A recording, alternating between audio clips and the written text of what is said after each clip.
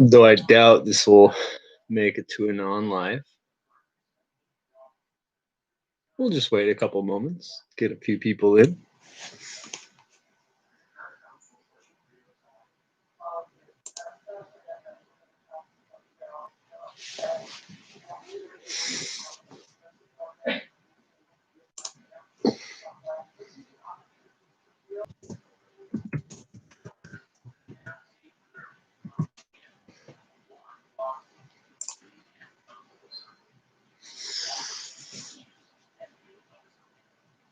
So yeah. Hey guys, just coming in. We'll give it a couple moments.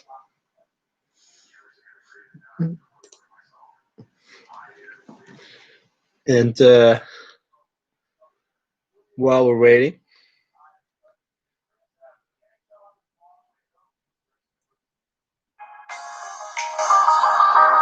I don't know if you'll, not sure if you'll hear it.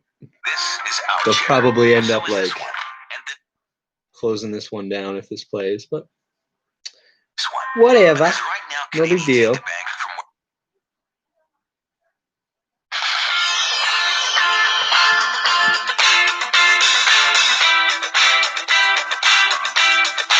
You see me shifting?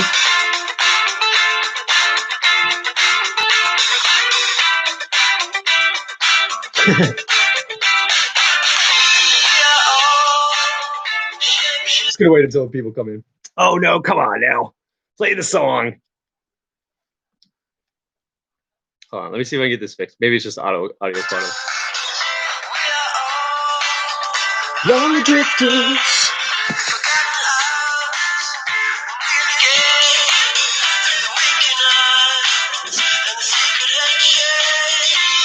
Secret handshakes.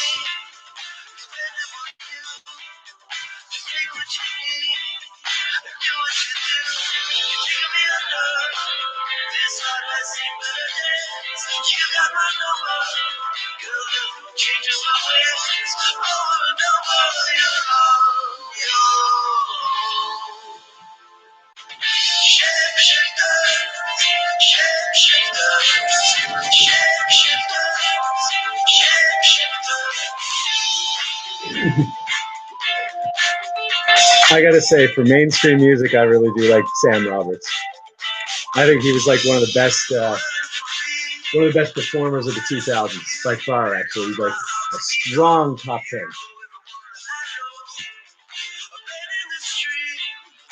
Bending the truth.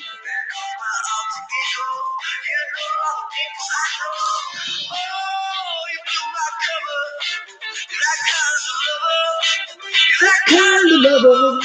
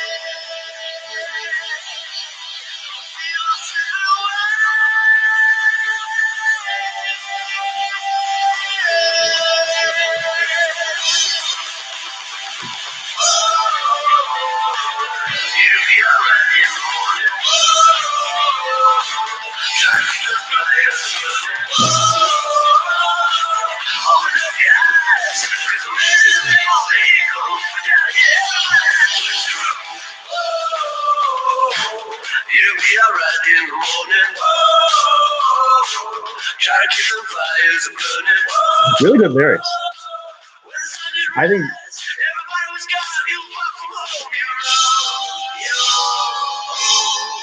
he's trying to tell us something.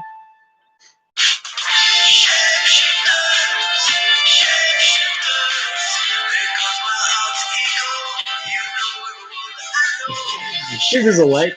Try and just push this out. We're gonna have a fun chat here today. See if there's a good song to push us through to maybe the 10-minute mark or something. Let's see if we get a few people in. We had a really good chat, a late night chat last night, and it'd be fun to have a good repeat. There you go.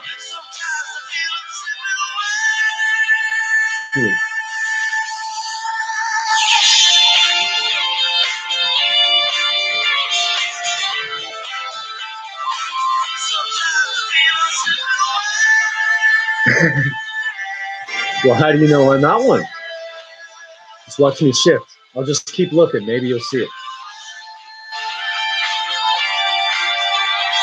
You see it? Did you see this? Shifting. Shifting.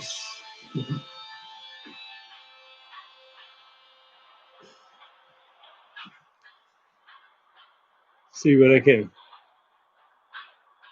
whip up there for you now.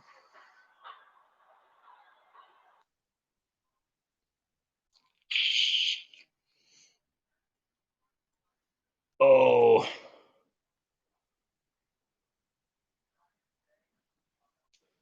We'll do this one real quick while we get the rest of the people in there.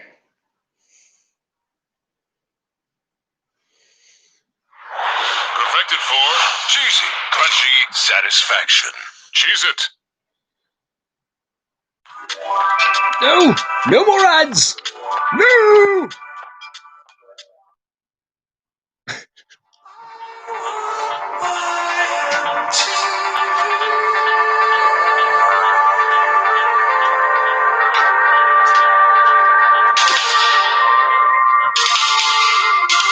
I don't care what anybody says. This is like the best riff of all time. Coming up right now.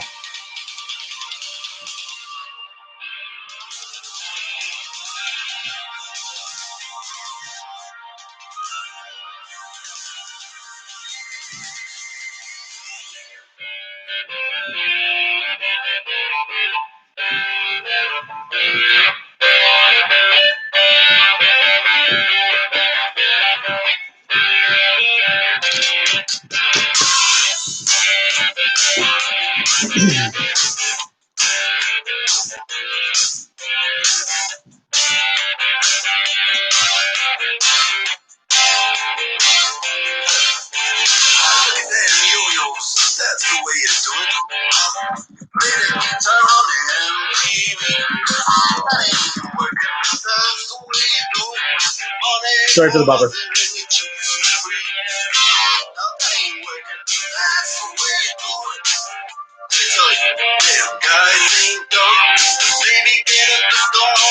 Little finger, baby, get a pistol on your thumb.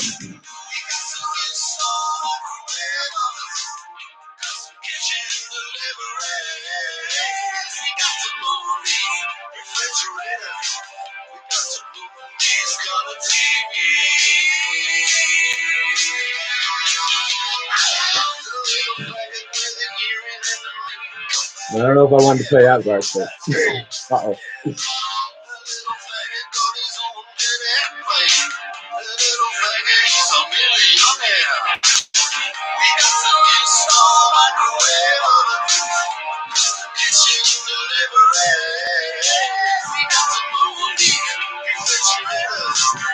Got some movies, color TV.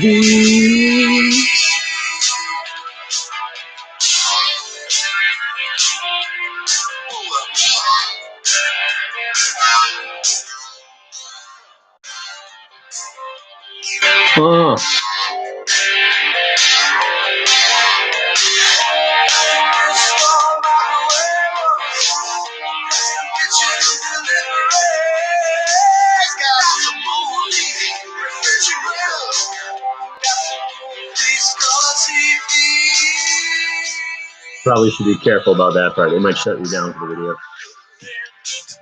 Guitar. Should learn to play them drums. Stuck in the cameraman.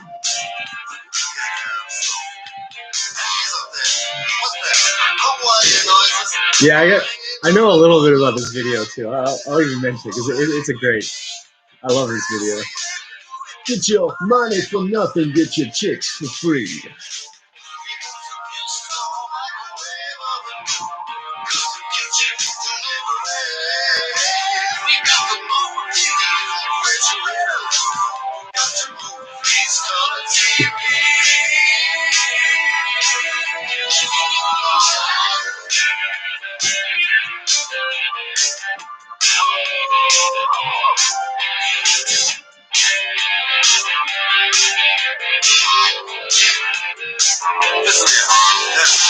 That ain't working.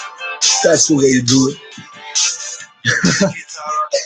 It's such a... That ain't working. That's the way you do it.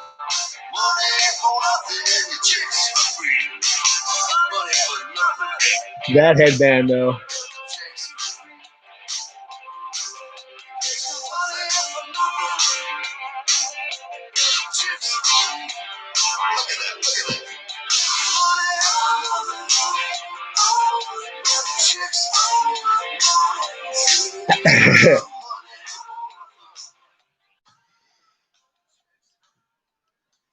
Money for nothing.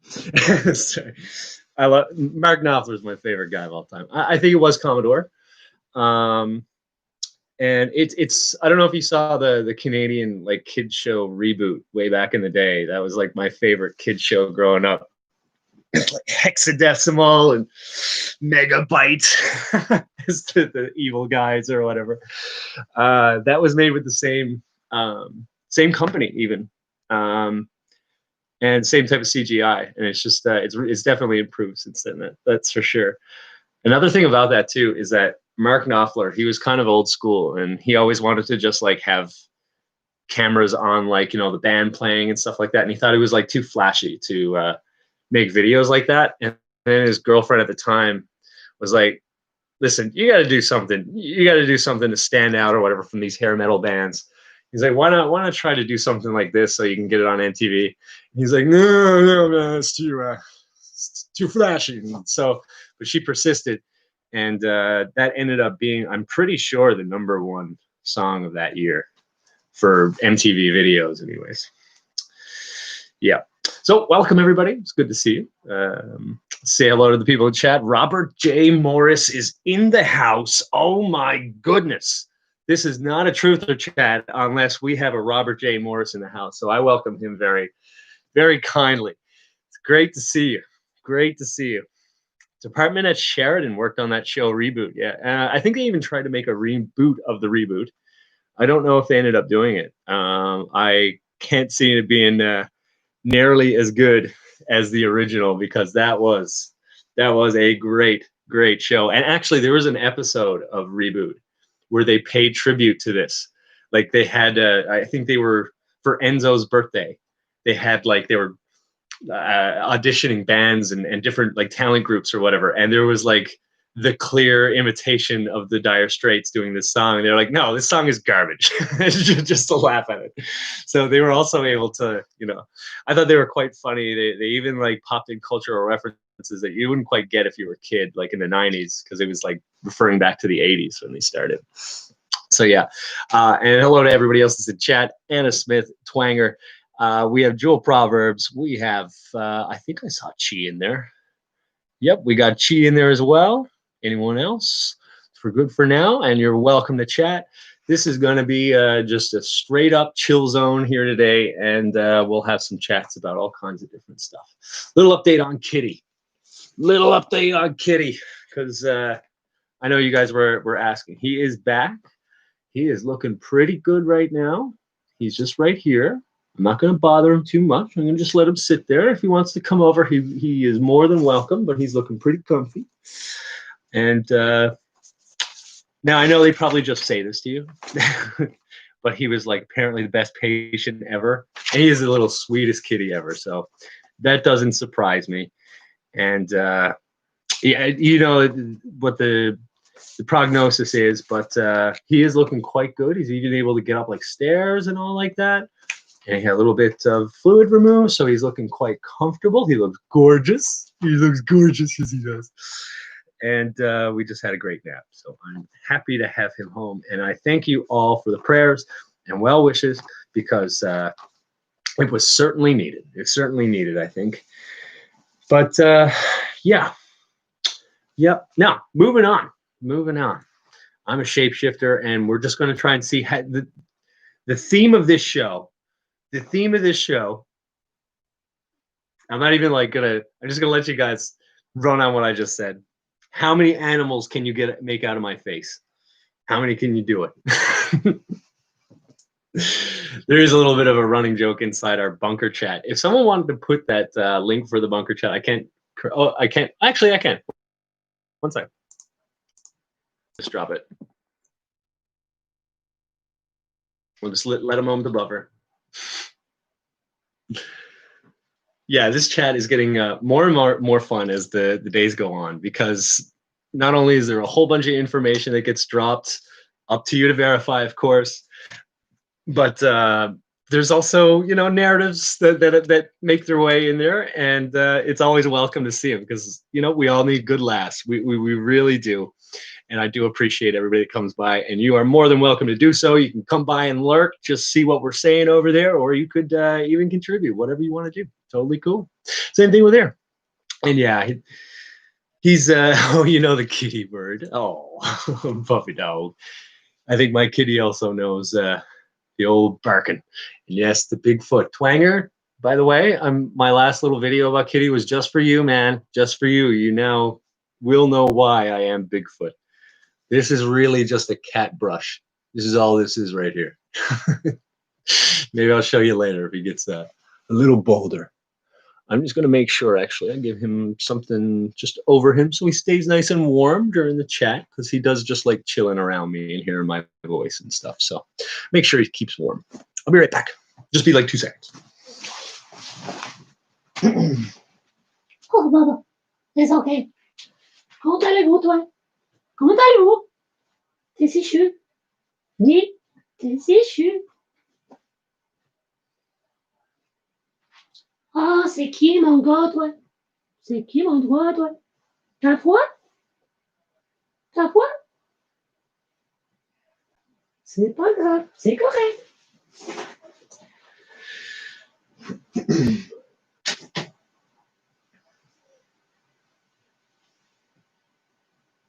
C'est pas grave. Tu peux rester là.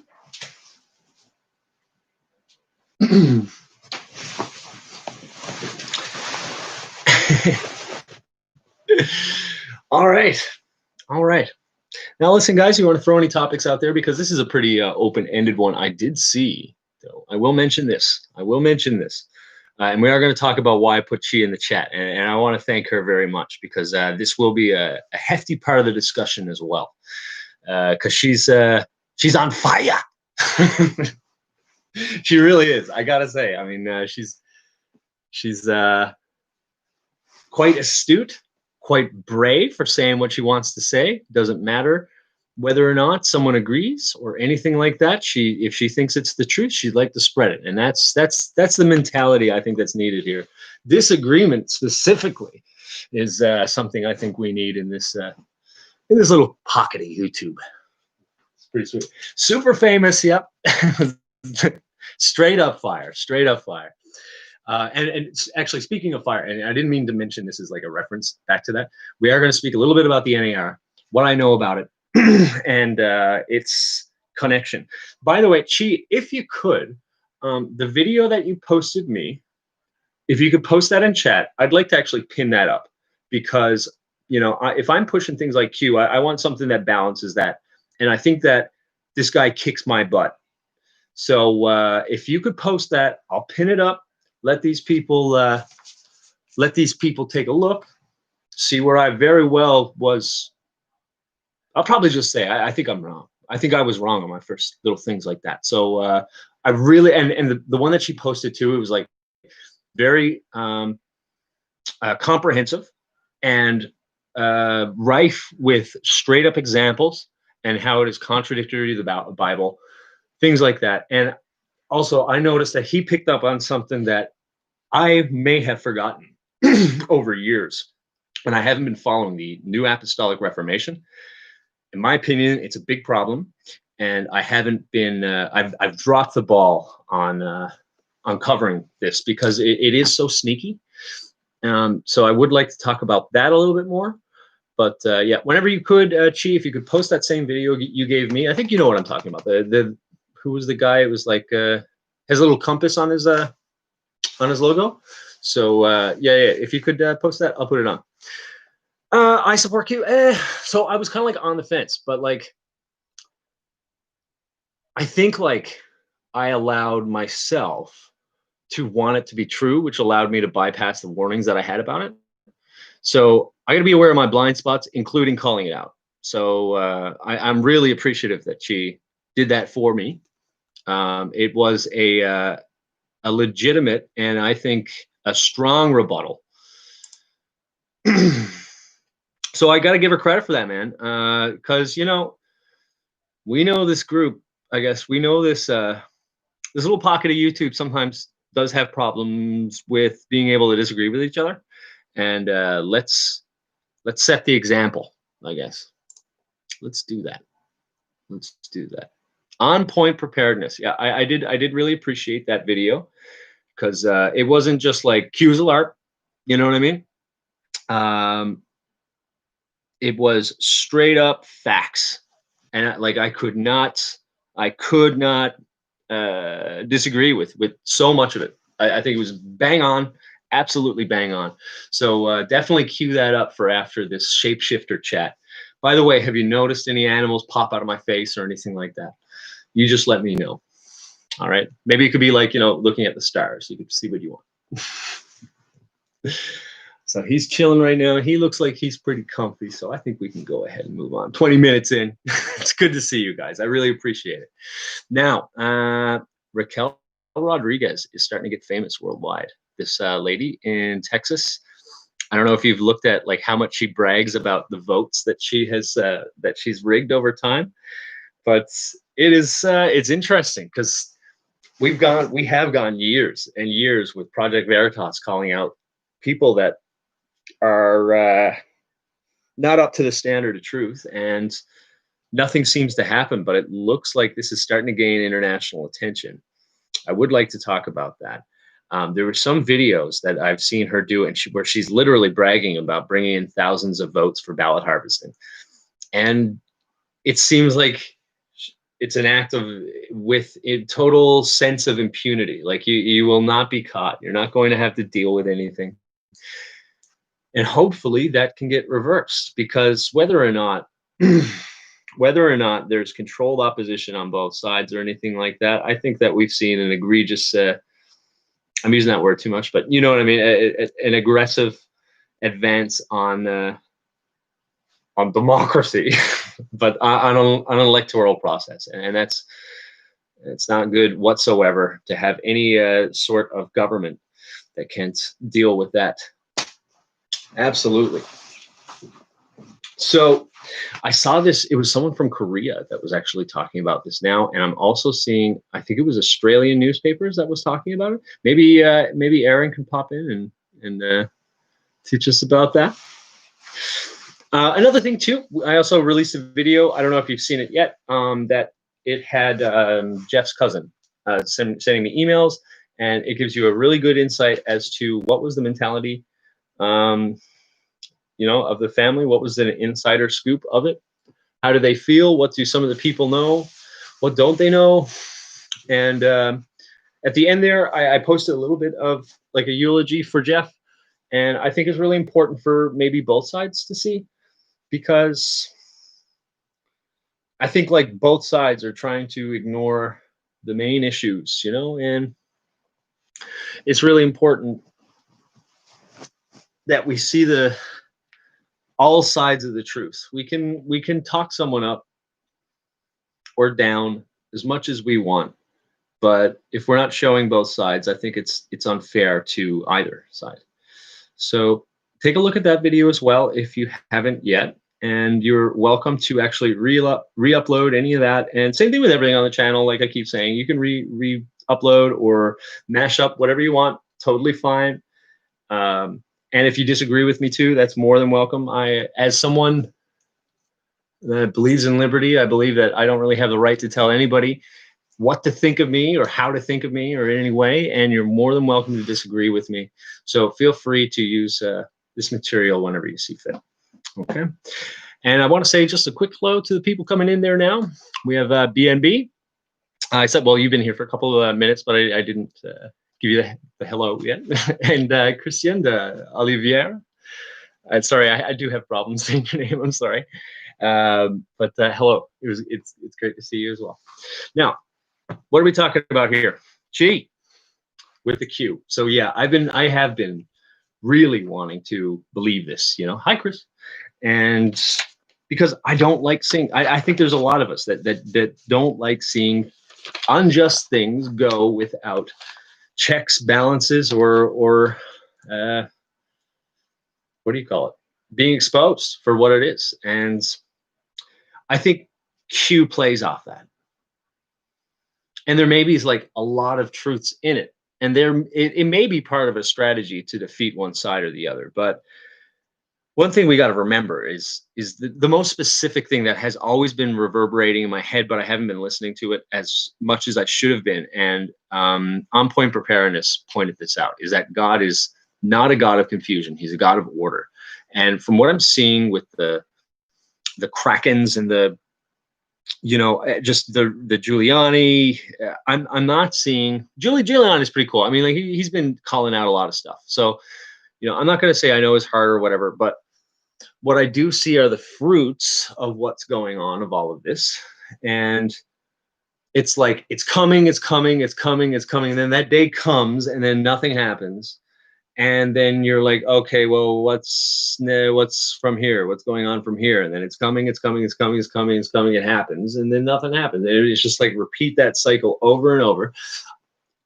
When she sent it to me, it kind of almost like gave me a moment of clarity to be able to step back, right? Because I could hear that it was a LARP till I was blue in the face. I'm one of those people that is like, I'm willing to listen to whatever you give me the facts, though. I don't want to hear that it's just a LARP. I want to see some straight facts. And boy, this guy brought it. It's pointed, or it's pinned up there now. Cue that up for later, because he shows all the points, including the posts compared to the Bible version. And he calls it out for what it is. And I think we're dealing with a deception from the New Apostolic Reformation. Okay. And the New Apostolic Reformation, I don't know, press 1 if you've heard about this chat, or if you've heard about the New Apostolic Reformation, because this is a really sneaky, in my opinion, it's kind of like a cult or maybe some sort of operation. It's really hard to put your thumb on, but I can talk about what I know. You've never heard about it? Never heard about it? Yeah, see, this is the thing, right? Because like you can, last night I was talking a lot about like Mormonism and Jehovah's Witnesses and, all these different things that you could say are basically, bam, Seven Mountains Group. You got it, Joel. You got it. Yep, that's it. This is the thing, because it is a set ideology. It's or theology, I guess you could say. The problem is it's not like a church in and of itself. It's not a denomination like Mormonism and stuff like that. So you can't just like look at it as like a physical church. It is an undercurrent that you will see in a lot of charismatic Protestant or Pentecostal churches, but it's not just limited to that. It's seeping its way into Calvinism via neo-Calvinism. Like, oh my goodness, it's been so long now. I can almost forget the names. But you got your Rick Joyners, what's his name? Oh my goodness, Peter. He's a neo-Calvinist. Matt Chandler is a good version of this actually too. It's not so much the church itself, okay? It's what you're hearing from them that will tip you off, okay? These people talk a lot about creation as opposed to the creator. They love talking about the glory. Yeah, Rick Joyner is a Knight of Malta. They love talking about the glory. They love talking about signs and wonders. And it could just be like individual people even, okay? So here's a good example. This also kind of gave me a wake-up call. It kind of warmed me up to this too. I was listening. Someone mentioned Tila Tequila the other day, which, she exposes a lot of stuff. And this could be just, someone that has been misled. But I just find the patterns that it's showing up within celebrities, it's showing up within politics, it's showing up within all the Seven Mountains Mandate, which is like their core theology. And I can give you a quick rundown on what that means. The Seven Mountains Mandate is a belief that Jesus cannot come back until we take those seven mountains of influence, of worldly influence. I can't list them all off for you, but let's see what I can get. We got media, we have schools, government, the churches, of course, but basically any worldly influence. They want to take it over. Music as well is another thing. And if they can take over the seven mountains of influence, or that Jesus is God and that he doesn't need you to do anything for him, he can do it on his own. He doesn't need you. What this does specifically, it takes away the direct belief in the omnipotence of God, and it tries to put that into our own hands. This is what makes this really dangerous, okay? The second part, oh, are we lagging? We'll give it a moment. I did notice that it was a little bit weird. Let me see what I can do here. Just give me 1 moment. I will fix it. It's because I'm moving around a lot on a bed. So 1 more moment. I'm going to put something under it to stop that. It will lag a little bit, but it's okay. We'll fix it.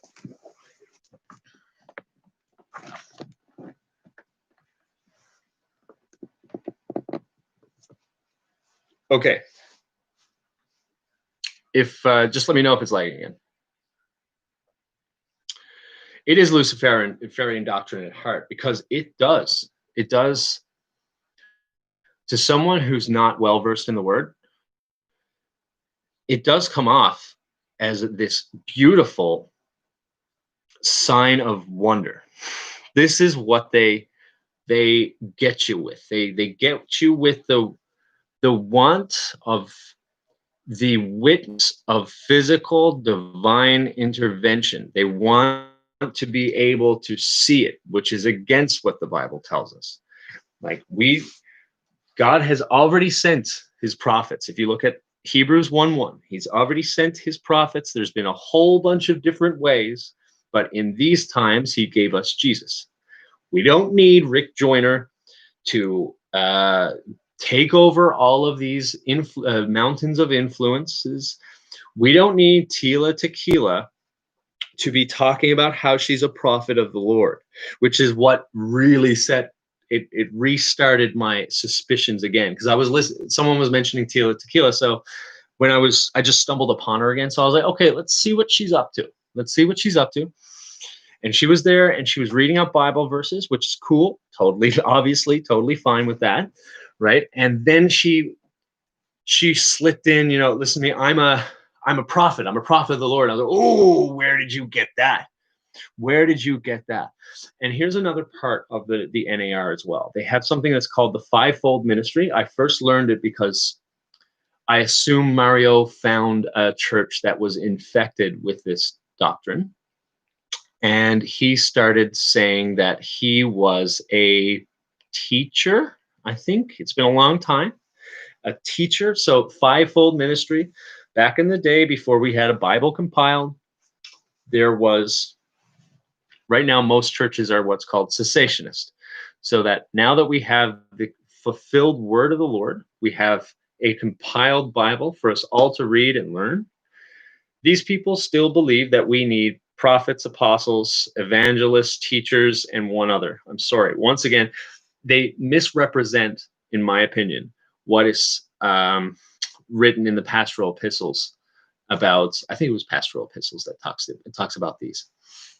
But I think it's quite clear that we have a new organization that is trying to seep its foul theology into wherever it can. And this is where it differs from most cults that we're used to. Most cults, we can put our finger on a church, LDS, JWs, these folks. it's very easy to see them for what they are. But when they're trying to subvert any church that they go to, then we got a problem. So listen, I'm not saying that all Pentecostal churches are like this. There are ones that are a little bit more down to earth, and they even see the problems that happen at Azusa Street, their revival that created the Pentecostal church. So I'm not going to sit here and tell you every Pentecostal church that you go to has been or is heretical. Okay, I'm not going to do that. But what I will say is that the Pentecostal church was based on signs and wonders from its beginning in Azusa Street. And it has a strong basis, more so than most other churches, in emotion. A lot of the hand raising and stuff like that, and which I'm not trying to make fun of people. Your way of worship, provided you're based in the word, I'm not trying to put you down. What I'm saying is that it can set up an environment where it can mislead others if someone wants to take advantage of that basis in emotion. Okay? So don't misconstrue what I'm trying to say. I'm not trying to say that your Pentecostal church must be heretical, but they are targeting that church or that denomination far more because they are more susceptible to believe this stuff. Then what they start doing, they start having what's called head coverings. So Rick Joyner, who is a Knight of Malta, by the way, someone called it out already, but he would be considered one of the major apostles of that church. And they have a head covering, which is like a hierarchy triangle. It's like a pyramid in a way, right? So these people would head cover their prodigies and teachers that they want going out and spreading their message, to which these teachers would be doing the same thing to their own proteges.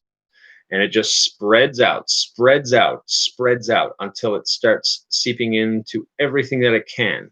It can no longer be contained within itself. And the intent is to go out and subvert churches that were not this to become so. You're going to see all kinds of stuff in some of these. Yeah. They're abusing the doctrine, what is a biblical doctrine of oversight. Okay, and I'm not trying to say that that we don't need strong leaders that are strong and based in the word to keep us based in that word. It's very important that we do. What I'm saying is that they completely mock that process because they don't base their beliefs in the word. They base it in signs and wonders. So, and then a lot of them start making it up. You can look up gold dust, NAR, and you're going to see these churches like IHOP and YWAM and things like that. And they have all these youth groups, right? And they're in this gym or other settings, right? And then someone slips a bit of gold dust into the vent. It comes out as a cloud. And then they're like, this is a sign that God is here. And the problem is that they don't get their testimony from the word. They don't get their testimony from the belief that they are fallen sinners, okay? They are people that are in disrepair and that they need Jesus Christ to save them, what he did for us on the cross. They don't necessarily push their testimony as they needed him to save them. In fact, it's kind of the other way around when you look at that mountains mandate thing. They all tend to have testimonies that they've seen a sign and wonder and now they know God is true. But then they start saying that they need to start doing certain things to bring Jesus back. It's almost like they completely flip it on their head. Jewel is on point with this. She knows exactly what she's talking about when she's talking about Bethel and Redding. What is that guy's name? I think it's Bill Johnson. Sorry, it's been 5 years since I've really covered this kind of topic, but I think it is Bill Johnson that's in Bethel and Redding. And there's actually Bethel's a really good example of this because there are strong witness accounts of how these people distort this. Okay, I've heard people in Reading, like they have these retreats and things like this, where if you're trying to compare what is being said there by the Bible, they will shun you. Okay, they are like the Catholic Church in a way. The opening the Bible and reading is not necessarily on their highest priority. Okay, and especially in Bethel, because they're so focused all the time on signs and wonders that they're never basing themselves in the Word. And I think that this is intentional from that group. But they all believe, if you were to ever go against them, they say, well, I'm an apostle. Who are you? You're much lower down on the head covering, right? And it becomes this authority that subverts the almighty Word of God and the power that he has, the omnipotence that God is, the saving grace that Jesus is through what he did on the cross. They tend to forget this, that they are not the God, or that they are not the gods here. It is Jesus that's God. It's God that's God. And I'm not trying to say Jesus and God are gods. You know what I mean? Like, but in the form of Elohim, yes, like the Holy Trinity. That's it. But it really comes back to, like, when you look at it, there's no witness really, from what I hear, of a despair and being brought out of that despair, learning that you are a flawed human being. It's very, very different. Now, where does this manifest? I think it's starting to like back 5 years ago when I was looking into this, it was basically contained, okay, within the church. But now we're starting to see, even on places like Right Side Broadcasting. I'm not trying to bash anyone here, okay? Because I listen to them a lot. But I must be able to say what I think is a problem here. I'm seeing Paula White, who is part of this. She absolutely is part of this. She was one of the biggest names when I was researching this. And now I'm seeing her leading prayer sessions in Right Side Broadcasting. Okay. Well, I mean, we're all experts in being flawed, aren't we? We're all super, super flawed, right? But it's the way, if you have a testimony based on this glory, this is a way that you don't have to admit it to yourself. And if you can't admit that you're flawed, you can't admit that you need to be saved, right? If you ever go back to Mario's testimony, it's probably not up anymore, but maybe one of my videos cover it. Maybe I'll look into it. You start hearing about what saved him, and he's talking about spirits that are flying out of him and flying around the church that he was in when he was being saved. This is not a testimony of someone that's willing to admit how flawed they were, okay? This is a testimony of someone that has bought into NAR, signs and wonders. If you start hearing the words signs and wonders be thrown around, listen, the signs and wonders are in the Bible. That word is there. And Jesus himself, when he came, his signs and wonders were specifically meant to point to him being the fulfillment of the law and the prophecy. This has nothing to do with what they're talking about. They're talking about stuff like gold dust and spirits flying around. This is nothing that Jesus was talking about, okay? He came to heal, to show that he was God and that you need to believe in him to be healed. This is not what these guys are talking about. These guys can't admit their flaws. They can't admit that they are not worthy to receive Jesus, right? And nobody's worthy. That's the thing, right? That's the thing. But if you keep talking about all these signs and wonders that you've seen, you kind of build yourself up that you're special. You got a special witness, which is the definition of apostlehood. And that's the word. That's the key thing that they put up. Like, apostles are the leadership of this movement. That is the organization is not the same as your regular cult. It is much more loose. It's much more undefined, but it's there and you can see it if you know where to look. Glory, signs and wonders, And if they start going on with like 5-fold ministry, 7 mountains mandate, and they start talking about prophets and apostles here on this earth, I mean, that one's a little bit more obvious. But hey, again, there are still signs and wonders that we get from God. Okay. What I'm saying is that they make them up, and it's these groups make them up in order to bypass talking about what they must do to be saved. Because often most of these people are too focused in being too awesome or being at the top of a hierarchy or something like that to ever be able to admit how flawed they are. Okay.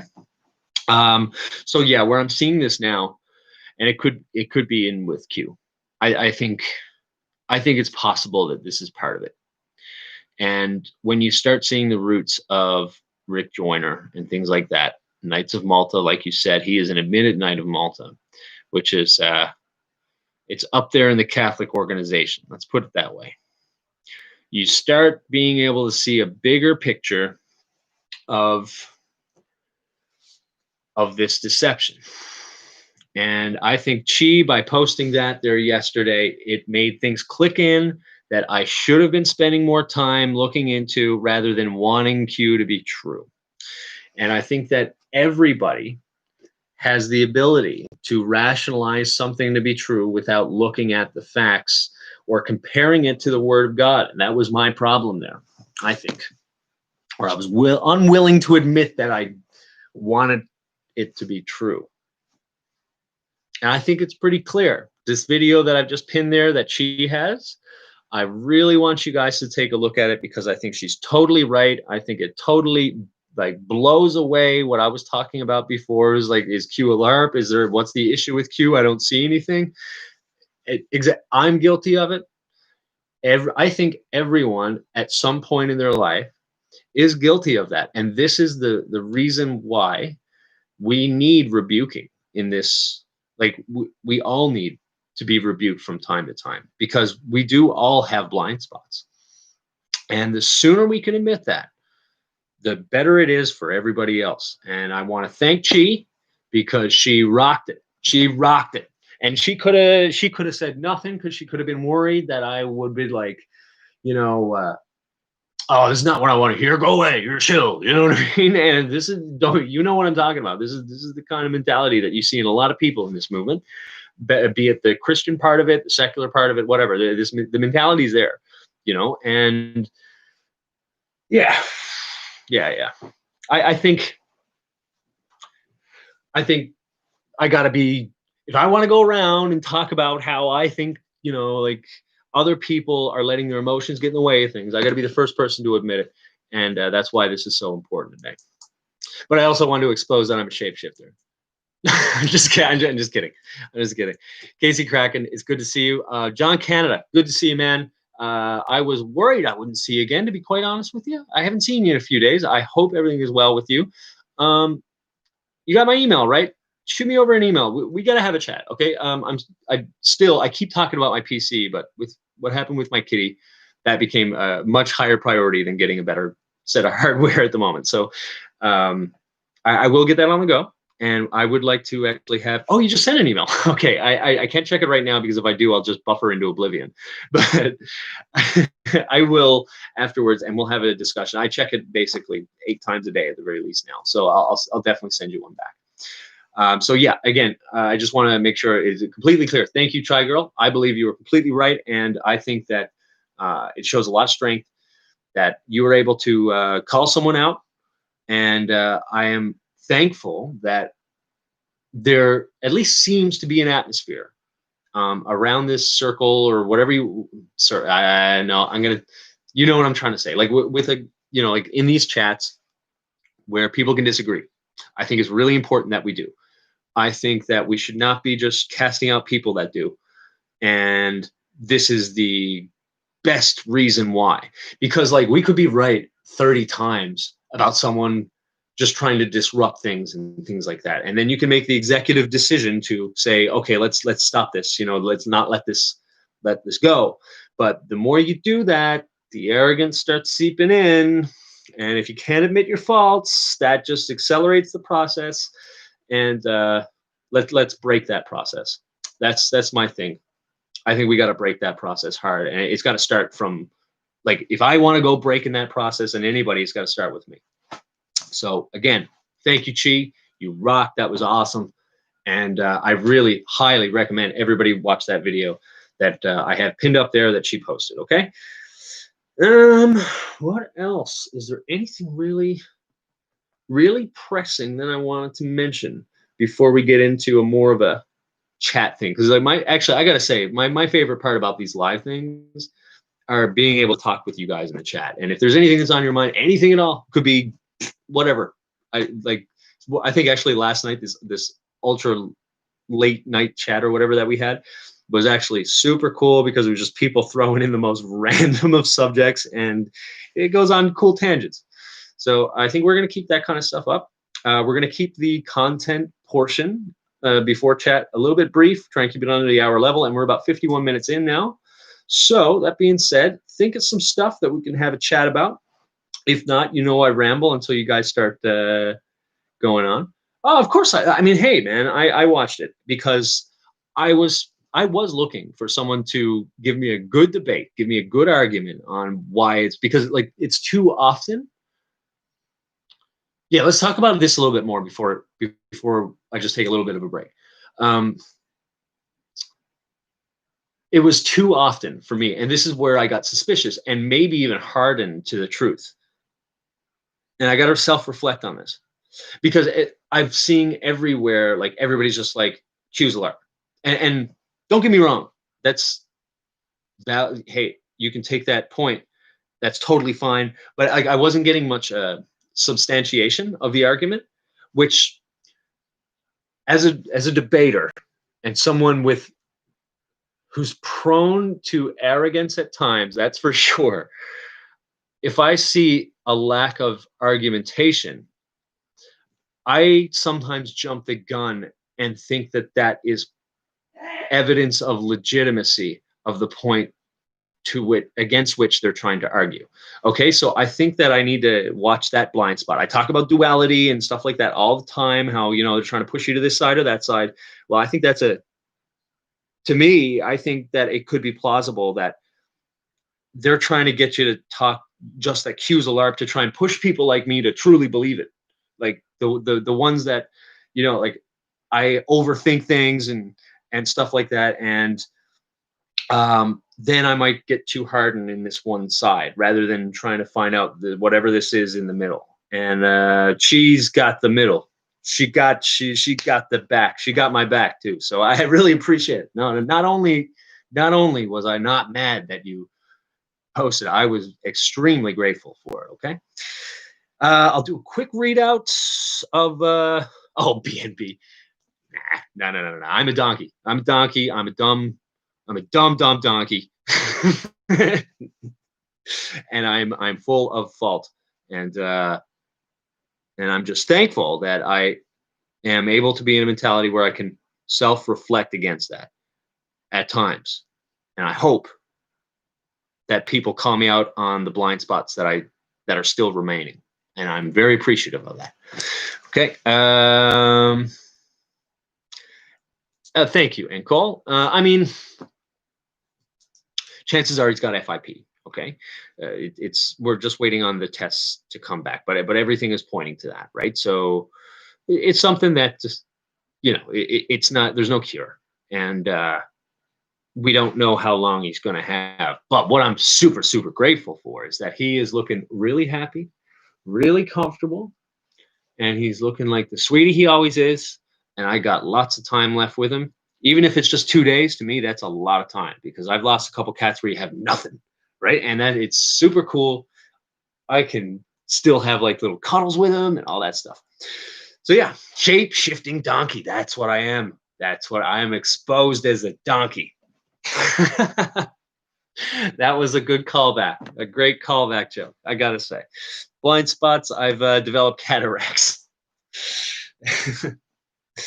It's all good, man. And black boy cats are the best. They tend to be like these little adventurers, stubborn little dudes, at least the ones that I've known. and they appeal to my, I guess, my personality. That's for sure. And he's so cute. All right, guys, I'm gonna take a little bit of a break. Let's, I guess, just take a little bit of a breather and stuff like that. If you have any, oh, he's 3 years old, so this is why FIP comes around at this time. This is what made them first think that it was because this is the time that this happens. But everything else now after the tests and stuff are basically showing this is it. He was the last of all. He was the only one that survived out of all his kittens that was abandoned and stuff like that too. So it was likely because the mom knew what was going on. But yeah, sure. So absolutely, please, please, please, send your prayers. But say la vie. It's okay. It's okay. It was a hard day yesterday, yes, but the more you learn about it, the more it's understandable, and we're gonna learn. We're gonna learn to make sure this buddy gets the best rest of his time here, whether that's 10 years or 10 minutes. Yeah. All right, guys. I'm gonna take a moment. Be right back. If you have anything that you want to bring up, just wait until I come back, maybe, because sometimes it's hard to buffer through. But if you chat amongst yourselves, no problem. And once we come back, shoot the Avidan if you have any questions about what we were talking about or comments, whatever. Doesn't matter. Let's have a chat. I'll be right back. And I got to stop repeating myself. It's been a long week.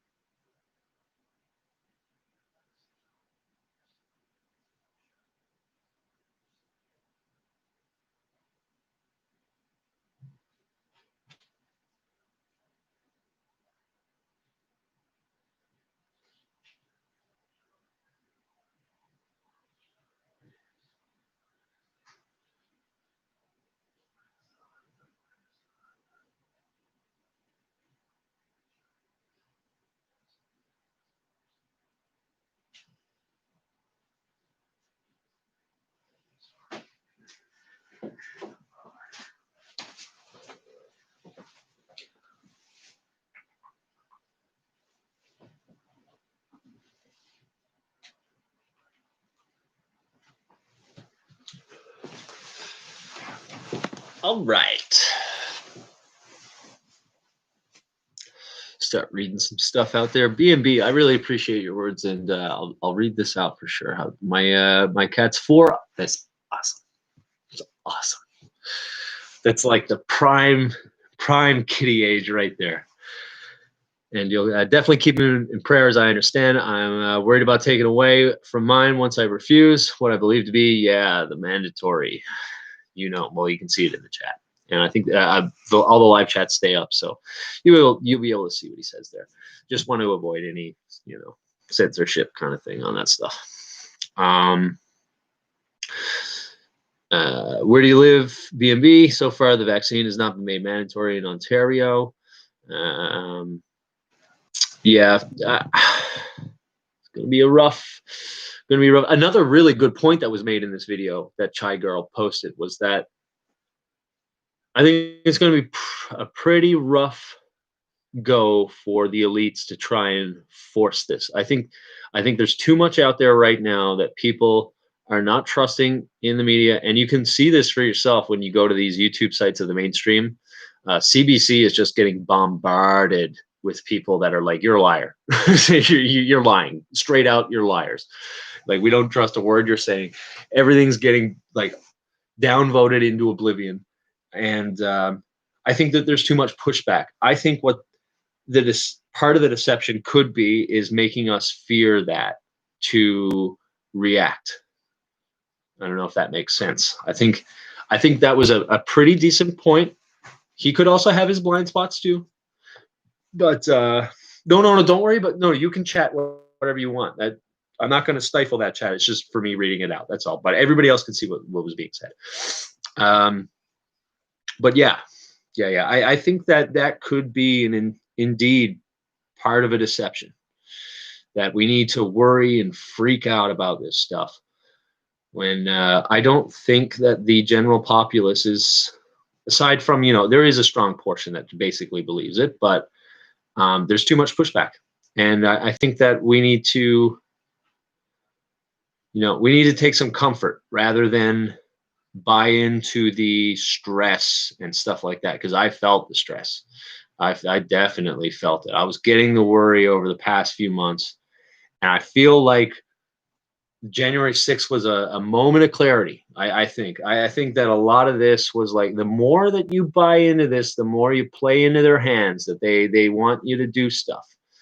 And I ain't going to be biting anymore, to the best of my abilities. Let's put it that way. I highly recommend that you guys look into that too. Possibly search, use the word of God. I think Jesus was quite clear when he said, "Do not worry about tomorrow. Tomorrow will worry about itself." If you have faith, he's got your back. Don't worry about what Q can't tell you, what Q is trying to say, that kind of stuff. I think that it is part of the deception. And I'm starting to see that in these groups, like going back to what I was saying before with the right side broadcasting, even, which I love watching. I still love watching it. I got a super crush on Grace Saldana. So, I'm not saying that everything about it is a deception. There could be stuff that we aren't seeing, but when you start seeing Paula White lead prayer groups on that channel, something should be wrong. And I should have called that out already, but I wanted to believe. But I know who Paula White is, and I know who she's connected to, and I see the kind of stuff that she does, and I highly recommend looking into her roots to what is called the New Apostolic Reformation. If this is the first time you're looking into it, or the first time you've heard about this, or Seven Mountains Mandate, I highly suggest you got a lot of catching up to do. And it not by your fault. It's not your fault. I'm not trying to say like, you're sheep, you're sleeping. I'm not trying to say that. It's that it's very deceptive, very cunning, and specifically very subtle. And it's slipping past a lot of people, including myself, even knowing what this was, even knowing for years beforehand what it was. Okay. Sorry if I missed anything. Let me just double check. Oh, and also just a reminder, throw my name in there so it like highlights it. If you want me to read it out, I'm more than welcome. Don't worry about. I'll be able to fix it on my end if it's something that's they could try and shut down or whatever. Don't worry about that kind of stuff. I'll figure that out. Feel free to always shoot a chat at me. The mini blinds are wide open. Are you talking about these here? I think I broke these actually. I was trying to like pull them down or whatever, and I took the whole thing down, and now they're a little bit jammed. It's driving me nuts in the daytime. I gotta fix them. But yeah, I don't know if that's what you're talking about. Cat vax or people vax? I'm confused now. No, we were talking about the vax, the Tiffany Dover. Which again, I'm going to say that I think that the Tiffany Dover is part of something to make you feel scared. Let's look at some plausible explanations for why she disappeared. Okay, we live in selfie culture. Have you seen how many Instagram followers she's got now? Like compared to nobody knew who she was 2-3 months ago or whatever. Now she's half famous on Instagram. Okay. Even if she wasn't paid, this selfie culture that we have today, the TikTok nurses and stuff like that. Hey man, that could be all the incentive one wants. I'm not saying that that's what she's wanting. I'm saying that there are other explanations for her disappearance other than, if she was alive, she would have already spoken out. I think there could be a lot of reason. She could be getting paid, I don't know, but even the self-motivated factor of fame in this narcissistic culture that we have today could be enough to want people to deceive or not tell the full truth. And like you can rationalize that, Ben. It's like if I don't say anything, I'm not lying. You know what I mean? I'm not outright lying. You can rationalize that really, really easy. Lies by omission, that's the sneaky lie. That's the sneaky, sneaky, sneaky lie. All right, moving on down. Just one sec for the buffer. They can call animal control on you. But I think the best thing that we can combat that stuff, call up your local talk shows, laugh at them. Just and get the points ready. Get the points ready. Why am I just hearing now what was being said a year ago on alt tech? Why are you talking about scarring of the lungs? Why are you talking about brain damage and things like that? When other people were speaking about this, you were saying it was just the flu. How did this flip over? Maybe that could start planting some minds in the namis, because whether or not, like the Great Awakening, I got a problem with that term, and I will talk about that a little bit more. That could be a deception in and of itself, the Great Awakening, but I think it kind of stems from some truth. I think that it's trying to commandeer the reality of the situation. Oh, just 1 second. Oh, 1 sec, sorry. I don't know. I don't think so. I was looking at that. Frozen. Yeah. Yeah. And it was covered and everything. Oh, you think it's good? Should be. I'll take a look at it now in a little bit. Because I was looking at that earlier. This is garbage next. Yeah, right. Get rid of the garbage. Okay. All right. Cool. Okay, it's over here anyway. Okay. Sorry, guys. But yeah. What was I talking? I think that there is an awakening of sorts. I think that I'm seeing way more people on mainstream that, and even with people that are close to me, that are like, you know what? I thought you were crazy, and this is making way too much sense. like for the first time, I've seen that. And I think that that part is real.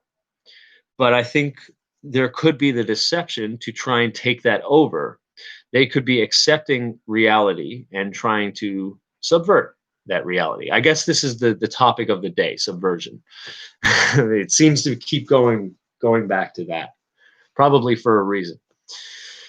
I'm telling you, I'm the edgiest person alive these days. Uh, I need to out my head. Oh, I'm guessing it was a put your head in the Bible. Absolutely, we got to start reading our Bibles. I think I was getting a little bit lazy on this kind of stuff, and when you do that, you're going to get deceived. Let's look at me as a perfect example right now. Like I understood what the NAR was for at least 5 years, and I refuse to see. Oh yeah, Paula White on RSPN. Oh yeah, it's no big deal. you know. On NOID laws. Heard this.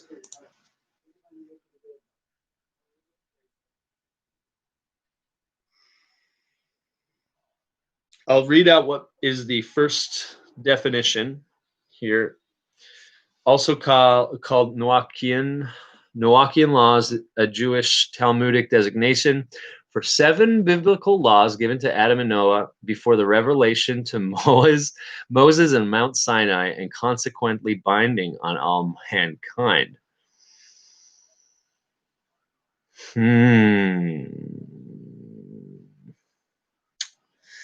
Listen.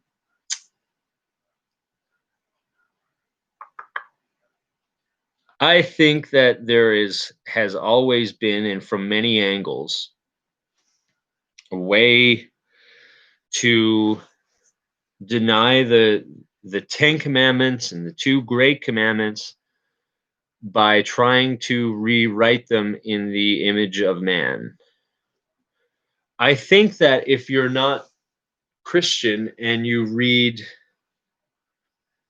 the Georgia Guidestones or the satanic laws or whatever you want to call it, don't get me wrong, this is not an endorsement. If you're not aware to these things, maybe the 500 million thing, like, we need the population down to 500 million on the Georgia Guidestones. Maybe that's a little bit sketchy to even the normiest of normies, but a lot of it sounds great. And it's very easy for people to see the flaws of it. I can't speak directly to the no-ID laws, okay? Because to be honest, this is the first time that it was brought to my attention. It looks like from what I'm reading here, do not deny God, do not blaspheme God, do not murder, do not engage in illicit sexual relations, do not steal. These sound good, but I'm hearing some sort of moral relativism here, at least in my belief. And moral relativism is the first, and universalism is like the first way to deceive even the elect, I think, because they are things that are agreeable and can be the first step to leaving the truth, the true way. I don't know if that makes sense. Not trying to offend anybody, but I would certainly, it's already showing. I'm seeing a little bit of red flag here, and I could be wrong, but I certainly can't give it endorsement as the word of God at this moment. I hope that answers the question. Who thinks the Queen of England and her Welsh cronies? Poor Welsh. Got the same V as the peasants of the earth. I don't know. I don't know. This is an interesting one. That's cool. I don't know. I don't know. I don't know enough about it, Robert J. Morris.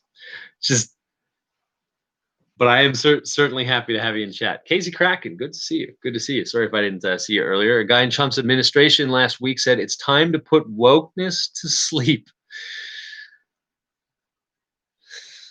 Yeah, I wonder if that's like because they saw people talking about being awake and being aware and stuff like that. I think to me it seemed like the whole woke thing was directly trying to mock this corner of YouTube or these types of groups. I think it was directly meant to be that false or a controlled opposition. It was an attempt to control this stuff. Wake up and stop being so woke. But there, yeah, the woke cult is a massive problem, and people are falling for it like crazy in the normosphere, or at least they were. I think that this summer kind of showed what it was really about to a lot of people. So I think that their time is limited, in my opinion. But that doesn't mean that it can't accomplish the goals that it was set out to do. Maybe it was never meant to be a permanent thing. Maybe it was meant to serve a certain purpose in a certain time. And I could see that when it was taking over, I guess, the Trump administration or whatnot. It seemed like it was everything that was done there. And I don't know. I cannot see it maintaining popular support. I can't see it. I think it's gotten way too out of whack. Have you seen this Don Lemon thing? There was an interview that Don Lemon did, and they called him an openly black man. And you're just like, bruh, is this now an attempt to say? Not saying that this is what they were saying directly now, but like, are we trying to start getting into this road that you could come out as black as a white man or whatever? Is this the avenue that we're going down? Are we trying to blur all lines? And I think that to a certain point, people see that this makes no sense. They may not want to say something, but a lot of people. But are the woke really woke, says Vic, or just noticing things aren't quite right? Well, the things that they notice are based on kind of falsehoods a lot of the time. Maybe a small amount of truth, but like we need to let's talk about George Floyd again. Okay, I'm not gonna stop talking about this kind of stuff. We have or right now is a good example because Jacob Blake just admitted to having a knife when he was like he had a knife out during his altercation when he was shot. And this is something that the Kamala Harrises and the Bidens of the world are ignoring, and the media was shaming anybody that wouldn't treat him like he was a hero. Of course, we're going to talk about.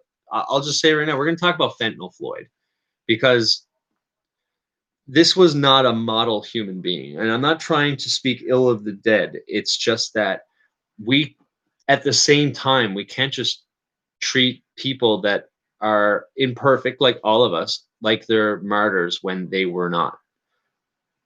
This guy was clearly, the counterfeit bills were there. He was trying to use them. And when you see the body cam, it's very clear that he was foobarred.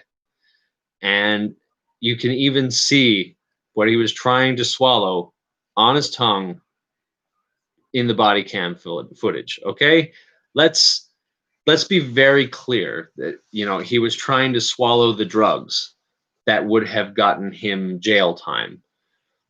And this is most likely specifically confirmed by the actual independent autopsy, not the one done by the family. I don't know if you saw that report from the family, but it's fabricated. And it doesn't mention anything about an overdose. What the independent one says is that he died from a fentanyl overdose, which was mixed with meth and other trace elements of other drugs. So that's the truth. We need to talk about that. And the woke cult seems like it's specifically designed to make people whom are not good look good. Yeah. All right. And quick reminder, put in Avidan if you want it read out or whatnot. I don't live far from Kenosha.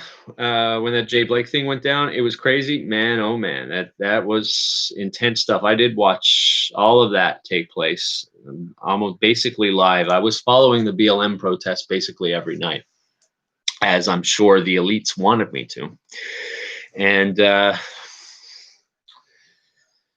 something was not right there. It was very crazy. They want you to believe that that's totally okay, a fiery but peaceful protest, when you're seeing an entire parking lot of cars blow up. Like literally, you were hearing the tires pop every couple seconds. Like businesses destroyed, and then they want to say that this is social justice. Well, that's a problem. That's a problem. We can't ignore facts just for virtue signaling points. But this is kind of kindergartner stuff, even for the Naamis. But maybe we kind of need to go back to these basics, because I believe that they're kind of playing this whole woke thing to try and cover up actual awareness. I think it's important to be able to mention. Being woke is not truly woke without Yeshua. Absolutely. For those who don't know, Yeshua is the name we believe is Jesus. And you start seeing that name actually when you start looking at the roots and etymology of that name. It shows up in Isaiah, shows up in a whole bunch of Esau, a bunch of the names in the Bible. It all points back to Jesus. That is the truth. The Bible continuously and incessantly points back to Jesus, and without that there is no truth.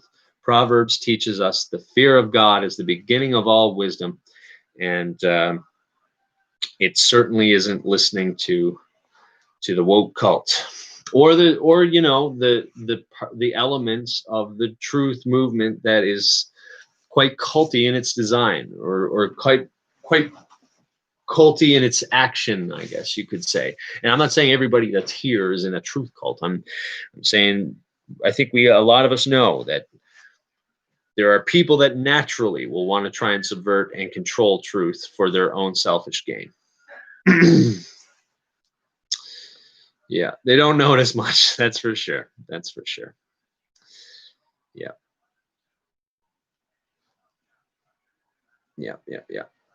All right, let's wrestle a bit of Jimmy's here. One thing I've been noticing on the channel as well is since I've called out the hospital visit, and another thing why she is on fire is that she was probably not the first person contacted by TMF as well about what he was saying about that kind of thing. Am I Christian? And if so, am I Catholic or Protestant? Is that I'll come back to what I was just talking about, just to finish that. I'm certainly not a Catholic. Protestant would be probably the closest thing. I mean, like I have a lot of respect for the Protestant Reformation, how it was started.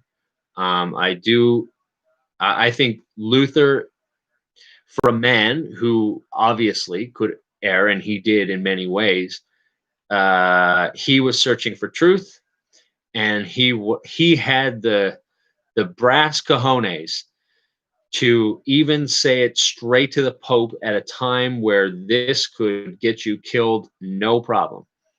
He was summoned to the Diet of Worms and basically forced to recant or threatened with, harm or more. And instead, he was like, listen, I've seen this truth. I'm not going back on it. I'm going to stand on this hill. I'm going to die on this hill if I have to. So help me God. That was terrible paraphrasing to the point of almost bastardization of it. But this, I have a lot of respect for that. I'm not a Catholic at all. I was born and raised Catholic, but I am certainly an apostate. I find it hard. I would consider myself like in the true essence of what the Protestant word meant, I think that the Catholic Church is a massive problem. It always has been, and it needs to be protested. As for my beliefs, as to what my spiritual beliefs are, I don't like labeling myself anything other than someone who strives to be a biblical Christian. I believe in the Bible. I believe in Jesus. I believe in God. I don't want to put labels on myself. I'm certainly not like a Calvinist, an Armenian. I think that that is the Calvinist Armenian thing is another black and white thing, like as if you couldn't take parts of, or you couldn't believe one thing and not the other, like unconditional election or whatnot. Or sorry, Calvinists believe that essentially you don't have the free will to be saved on your own.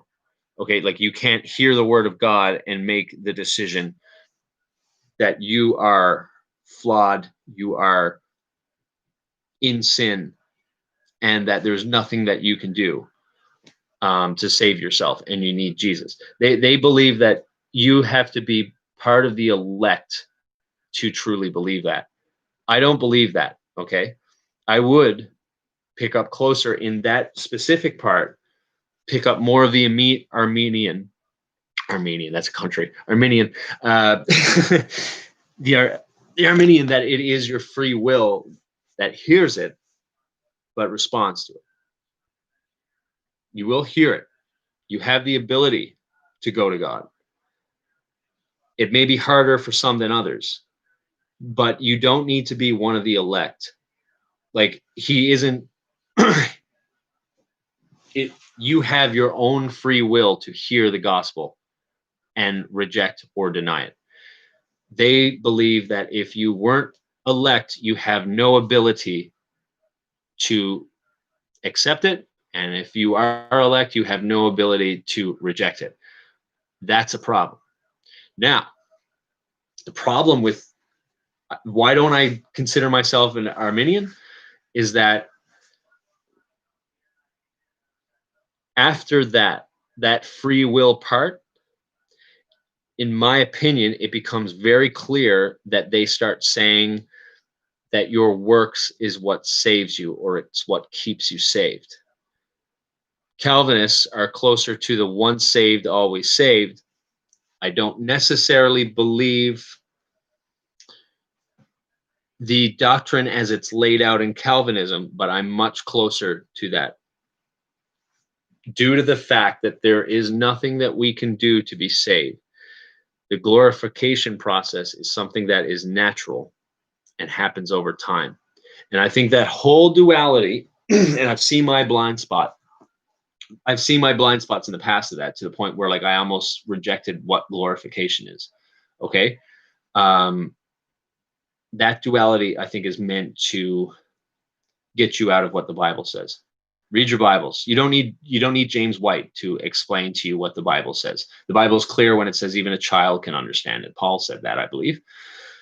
Even a child can understand the gospel. We don't need Bruce MacArthur to create institutions to teach us on what the gospel meant, as if we never had the gospel up until Bruce MacArthur's institutions.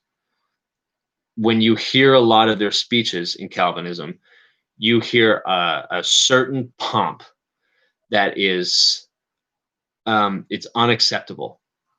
And I would never, even though there's a lot of Calvinism that it seems like I would agree with it on first glance. And I thought I did on first glance. It became very clear something is not quite right with that. They have a real problem reconciling John 3:16. There's a lot of quotes where it's talking about you're saved by faith, and that it is your own free will. I think the Bible is replete with the option given to people to either believe or to not believe, to either go God's way or go your own way. And you see, like the entire Old Testament is that, right? It's essentially I've heard it being called, and I tend to agree with it, the Old Testament. And stay with me for 1 second. Stay with me for 1 second. I call it the Book of Fools, because you see the man, or you see the men and women, indeed, that think that they can go their own way instead of going God's way, and they end up in the predicament where they have to pay for the fact that they thought they could go their own way. Some people think that they don't need God's wisdom to keep going. Maybe they become too arrogant with the blessings that God gave them, that they start almost believing that it was due to them and not God. I see a lot of that in Calvinism. A lot of that. To the point where even James White calls out the pomp. I've seen some videos where he calls out the pomp. All right, so what was I talking about beforehand?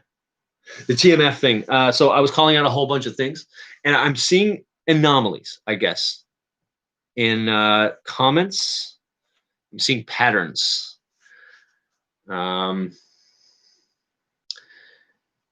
Like the comment section seems filled with those that disagree on these things, even though the like sections show a plurality or majority of people that agree with what I'm saying.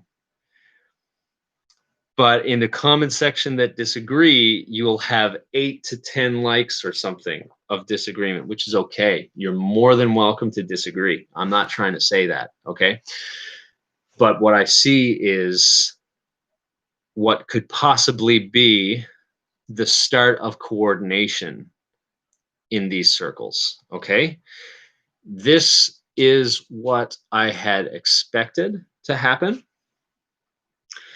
in hopes that in these circles, we're going to start seeing these people make mistakes. When they start making mistakes, they may become too arrogant. They may lose their sense of humanity against their target. And some people can rationalize that better than others. It is my hope that in the insides of that, people will come to the realization, like I did when I was in the inner circle of Jeff attacking other people for disagreeing.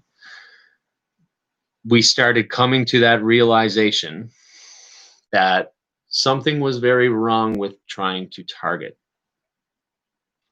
So I'm pointing this out because I would like for you to take a look through and see patterns of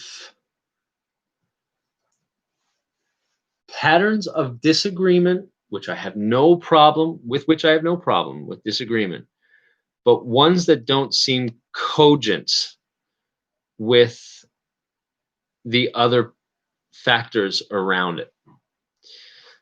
People look up for that pattern. I could be wrong on it. If I'm right on it, it's not a bad thing that I'm being targeted, but a good thing. Okay, first off, the more comments and things like that, the more exposure it gets. It actually offers the opposite of what they're trying to do. One thing I will point out is that it seems like it could be like they're trying to stop legitimate discussion in the comment sections of the videos, to which I have this reply for those that may have their doubts if they feel like they're getting overwhelmed, okay? This is the point. In my opinion, if I'm correct on this, this is the point of what they're trying to do. They think that you will feel isolated, okay? I think they're specifically targeting people that would speak out, like Chi, because I was seeing that everywhere she commented, there would be a reply that was just like a dismissal. Anybody that was saying anything bad about TMF or others, you would see coming in with a vast dismissal with, like, 8 to, it's the same amount of likes each time. Okay, look for these patterns. If you see these patterns, it may be a sign that you're on the right track and they're trying to stop that. Okay, don't get discouraged.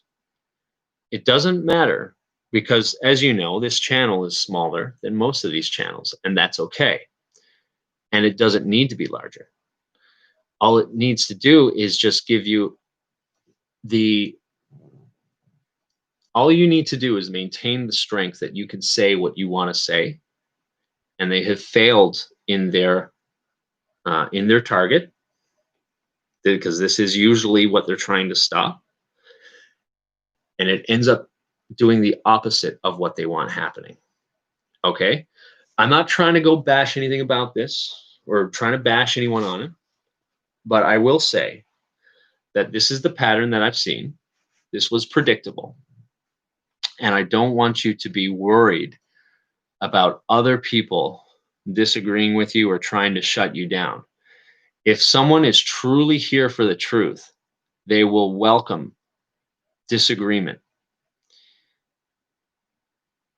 I'm not trying to, like, this whole thing wasn't like me saying I will welcome your disagreement. I'm saying I naturally looked at someone who I believe has great intentions, and I looked into it and I was like, you know what?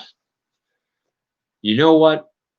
That's a good idea. And maybe I won't have the chance to get to everyone that disagrees with me, and I have to learn to accept that, right? Especially now that I got a little kitty that needs extra attention, and I'm not going to be able to be here as much as I have been over the 10 days. Exactly. This is so I wanted to bring up the importance of this, and I don't want you to think it's just some sort of vendetta. I mean, there is a point to this. She and I did not see eye to eye in the beginning, and I don't think we agree on anything, and I don't or agree on everything, and I don't want that to be the case either. You know what I mean? I don't want her eventually agreeing with everything I say. We can't be in sync. Then we're not free people. We're in a state of French. They say folie à deux, or shared psychosis, a fullness of two. You start syncing up to believe the same thing, and then that's where the cult starts. That's where the cult starts, and we're going to bust it from within before we can do anything on the outside. So I welcome all sort of disagreement. Okay, as long as it's represented by facts and logic, or at least an attempt to do so, totally fine, absolutely. But I think you will see the pattern of those that won't allow you to disagree with them, and you will see the difference. It was one of the reasons why, exactly why, I had no problem with the most out there things being in our bunker chat that I have going on the channel. I want people to be able to be free to express their opinions, and if they have an idea that is not good, it will be discussed. I've had videos apparently that says I'm a shapeshifter. You know, I know some people that if they heard that, they would be offended. I'm not offended by it. That's kind of funny, okay? And I don't think there's any basis in reality for that. And I'm not trying to necessarily mock anybody who believes that. I want it to be open. And if something is a really bad idea, you will be able to see it for what it is, okay? There is no need for me to go shut that stuff down, okay? So you have to ask yourself, if there is so much attempt to shut down conversation against certain people, I'm at this moment, at this, my eyes, someone's totally going to take that one little still. But if there's significant pushback when someone is trying to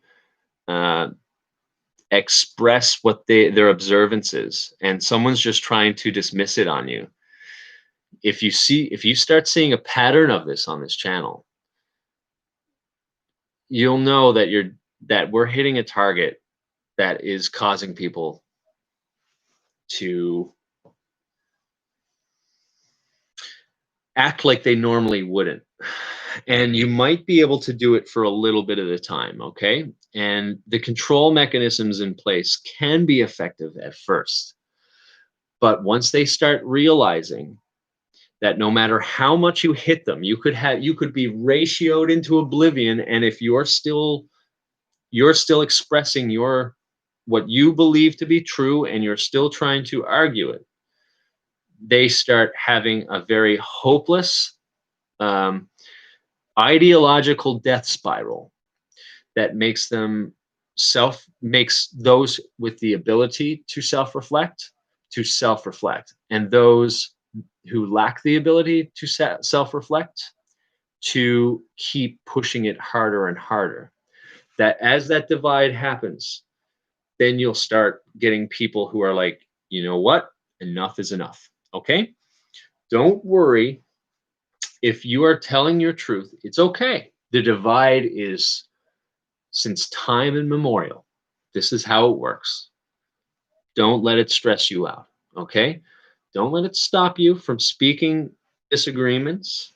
Don't let it stop you from speaking your mind, whether it has anything to do with a disagreement, a personal disagreement. Okay? I want you to be really careful about that, because the aim goal of an inundation of control is to get you to stop talking. That's the one thing I recommend that you go against vehemently. Okay? I hope that makes sense. If you have any questions on it, including the disagreements, do I sound out to lunch here when I'm saying, like, did anybody else notice these patterns? And if you didn't, call me crazy. And I'm like, yeah, maybe I'm crazy. It's okay. Keep a lookout for this stuff, though, because as we go forth, I will be pushing more buttons, and this will be happening. And I want those that have the ears to hear, and I'm not I'm not trying to quote the Bible like I'm Jesus or something, because I'm not. Like, just don't take that the wrong way. But if you have the ears to hear this, you will see that I'm not doing this as a personal vendetta. I'm trying to bust a cult that is not directly tied to one person. And it may never be able to fully bust the cult. Usually, you can never fully bust a cult. Mind control is a very, very strong thing. You have to bear in mind that in the cult are people capable of self-reflection. It's not about hurting the ones that have no self-reflection. There's nothing you can change about that. What you can change is helping these people who are stuck in mind control to realize that something is very wrong here. And the more you press those buttons, the more you like the people who have not been in these inner circles of the truth cult or whatever, they may not see this. I have seen it, and I've experienced it, and I've seen other people experience it with me, to the point where we're like, this is crazy. Only someone who doesn't understand self-reflection would not see a problem with this. I'm not mind controlled. You are. Yeah. So just be vigilant. Don't let people put doubt into you. Okay?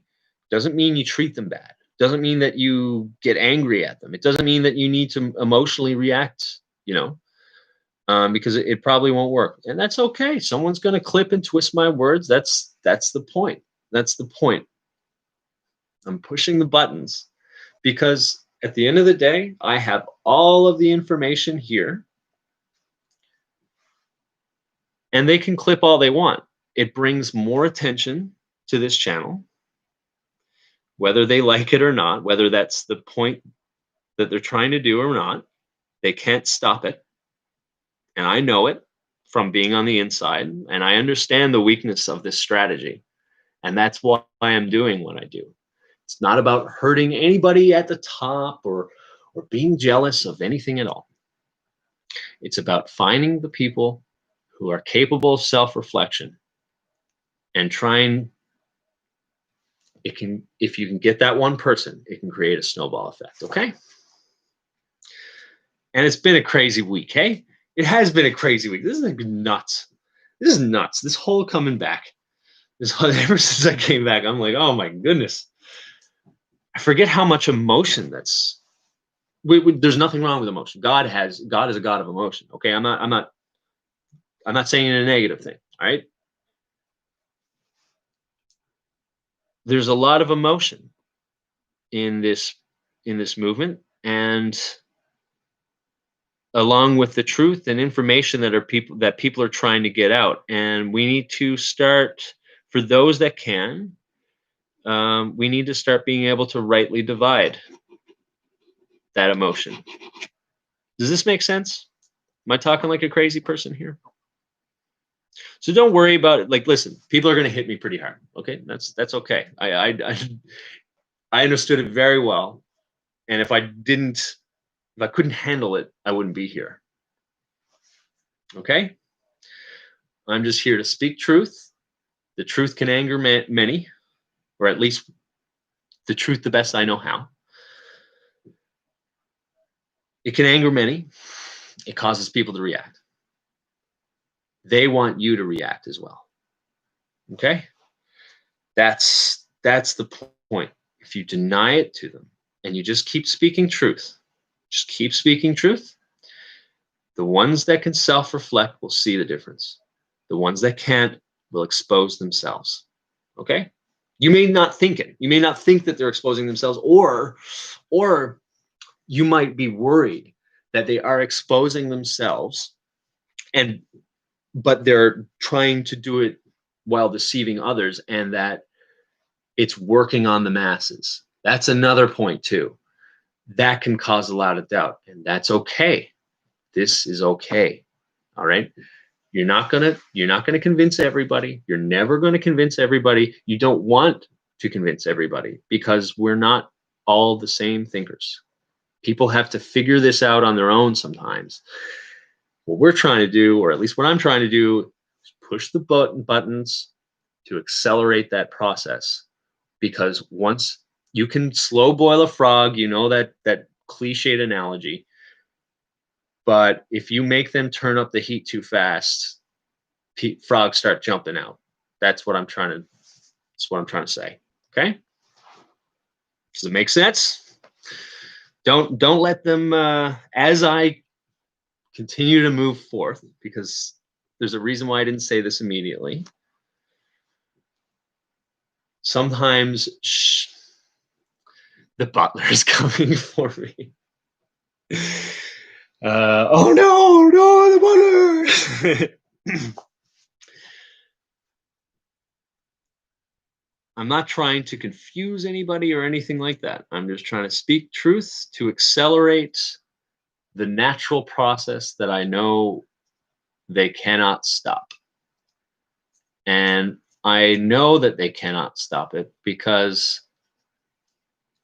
I've seen the process on the inside in the truth cult from much smarter people than the ones that are doing it right now. I mean, when I say that I think Jeff was quite brilliant. And I think that he was very legitimate, and he wanted to show truth. He had his own demons, and that hurt him to the point where he could be swayed emotionally by people who know how to push him. And so even the smart ones were weak. The ones that we're dealing with now are not so smart. And I think that it will show it over time. And this isn't trying to bash anybody. I'm just trying to say it how it is. I think Jeff was much more brilliant than I have sometimes given credit for in recent past. He was a very smart guy, but he could not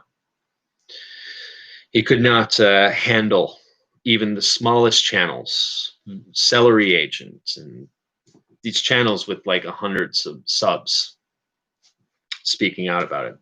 Well, just to let you know, the reason why I have started to focus on TMF is that So I'll let you know, I have like about 4,000 subs.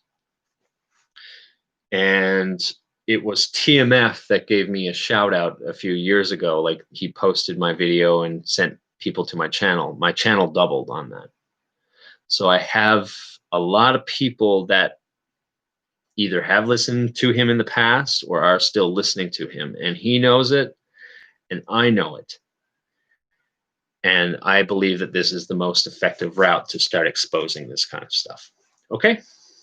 So I don't want to dwell on this too much. I think that this was just an important point to those, because I see most of the people in here now are the ones that like are commenting on my channels, and they're trying to mention their truth. And I do see a lot of people just trying to hit them really hard. And I want you to stay strong, okay? And that's what I'm trying to get at here is for this is a message to you guys, not to anybody else. I want you to stay strong. Don't try and fight that stuff. Don't worry about these people that are trying to distract and make you doubt. Just keep speaking your truth. Just keep speaking your truth. And I promise you, you stay on that target. Mention the problems in this community. You at some point, you don't even need to say names because they will associate it with it. But you can if you want, but you don't need to even worry about the whole target thing that I'm talking about. Keep speaking your truth. Don't worry about targets. And I promise you, the frogs are going to start jumping out of that pot. Okay? I promise you, because the hopelessness that they can't shut it down is going to eat them alive. Okay? Don't buy into the distractions. I love butlers in my channel. And the butler thing, just to let you know, we have someone that calling me like shapeshifters and things like that. It is my opinion. Okay, as this person is certainly entitled to their opinion, I'm entitled to mine. It's my opinion that it's an intentional way to try and distract from the truth, and to distract from a target that someone doesn't want you talking about. I want that coming in. I want all the information possible so I can see the next course of action to push buttons. I invite them to come in to the point where I'll put it in the name. Okay? Let's put it that way. Let's get into this. I'm talking way too much. I'm going to start reading you guys out. Rachel Stevens found you a couple years ago talking about from debunking Mario. Okay, and welcome. And I'm so glad, because Mario had a big stranglehold on his group there, and it was a big group. It was a big group, and it was very, very sad to like. Don't worry, I didn't mind people saying, like you're judging, I don't mind that stuff. I'm past that stuff now. But it was really sad when reading those comments to see how they didn't see this in Mario. Okay, and you have to do it a little bit unconventionally. You can't just call Mario a shill or like a new age demon or something like that. You know what I mean? It's not going to work. It's pointing out the doctrines and pointing out the errors in theology, or in the secular case, ideology, that starts. They can't handle you picking at their world of control. They can't do it. Can't do it, man. Avidan, I stopped talking because of our difference. Avidan and I stopped talking because of our difference of opinion regarding Jeff C. Just so you know, Avi, I hold no grudges. I'm glad to hear these kind words.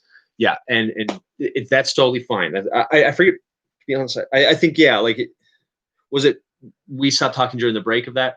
Totally fine. I understand it. I understood that was going to happen. Once I started looking into the whole triangulation process, flying monkeys process, which is what I'm trying to explain now, is the mentality behind trying to do that.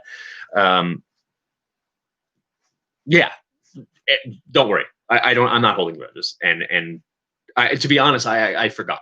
I had no idea. Robert, you were supposed to be my friend, Robert. It's okay. Don't worry. We good, man. Avi is right. We were in trenches together when it got really bad, and it got really bad. It was a war. It was an information war. and it was a smear campaign war against anybody who wanted to peek their head out of that foxhole. And I made the mistake of not going on. Well, no, it was, in retrospect, it's not a mistake. But if you're fighting that war, like, I was like the only one that wasn't anonymous on my side. So like it was easy to target me as the a-hole, you know? Yeah. No, don't worry. Bygones are bygones, man. And there was a lot of play that nobody truly, in my opinion, understood until later. Totally cool, man. Totally cool. This one's 6, all right. Shapeshifter. Yeah, I'm being called a shapeshifter. Which is okay. But like not like a metaphorical one, as in like I'm a lizard in disguise, like a literal lizard in disguise. That's what I mean. There's a few things, and there's also one. There's people saying that like I'm Jeff C, or like my voice. I have Jeff C's voice, and I can go through again a little bit of how that could be explained. I'm a Newfoundlander, so this is my normal voice, right? But when I moved up to Ottawa, I was listening to Jeff C. And when you're on the phone with people and you got this voice, right? They all wants to talk about how I got this voice, right? So there was no way I was ever going to be able to sell the stuff I was selling, right? Because everybody was talking about it and how much they love Newfoundlanders, but that's okay. I don't really want when you're on. So what I learned to do was to mask that accent. And during this time was when I was listening to Jeff more than anybody else. And there was a certain amount of idolization along with that. So whether it was consciously or subconsciously, I'm sure there was a lot of things that I picked up as I was trying to keep this accent. And by the way, now it's actually quite hard to keep talking like this anyways. And I think it just throws everybody off, like exactly what I'm talking about right now. So this is almost more natural to speak to you guys. And when I speak to my dad, it's more, yeah, or something like that. You know what I mean?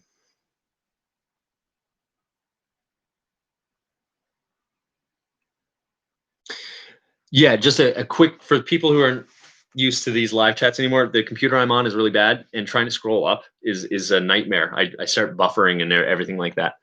They know so much about shapeshifters, they might just need to look at themselves.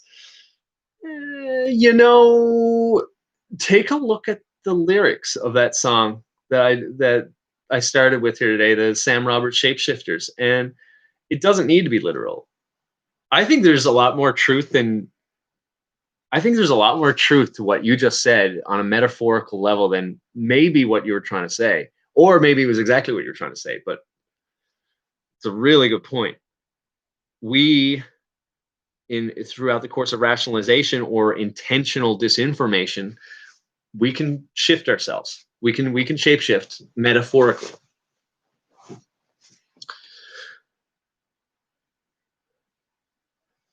We didn't know we were fighting. It was fighting fear. Exactly. Do not fear any attacks just from saying your truth. This is a freaking corner of the internet that probably won't exist for any more than a year longer, the way things are going. And take comfort in the words of Ecclesiastes, saying, meaningless. It's meaningless. Everything that's done under the earth. There's nothing new about any of this. It's meaningless. Focus on God. Focus on the truth. And you will be comforted by that.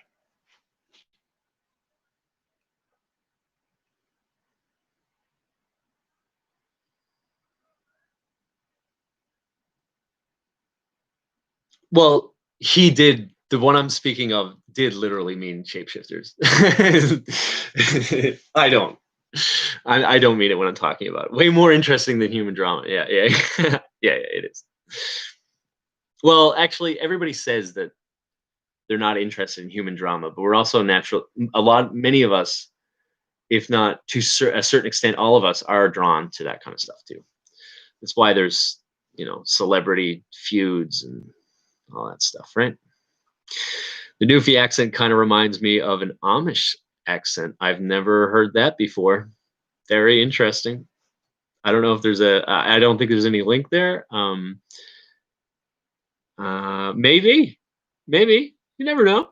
Because I haven't really heard too many Amish. I know a little bit about their theology, but not much. So yeah, I'll take a look into it.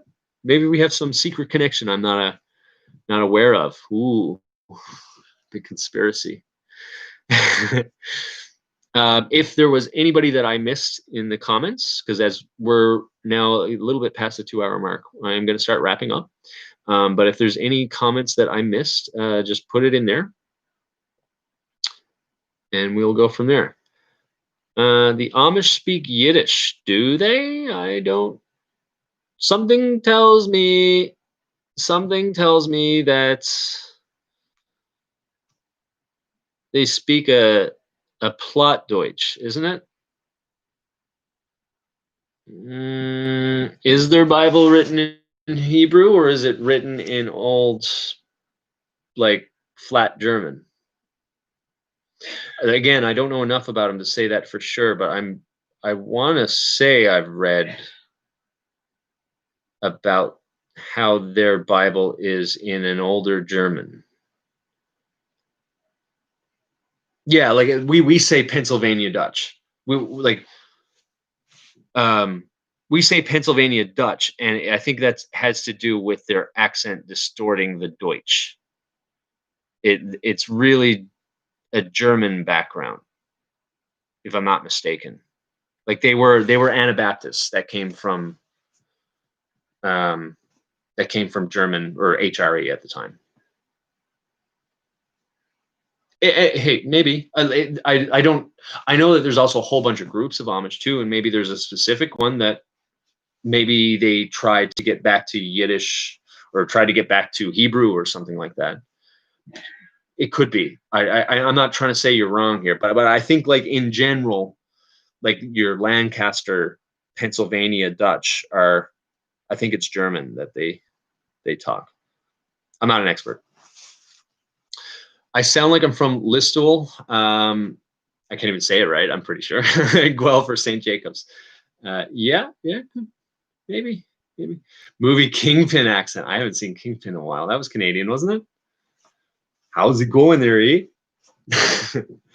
I don't know if I can really keep this accent up there, but oh boy. Oh yeah, there, eh?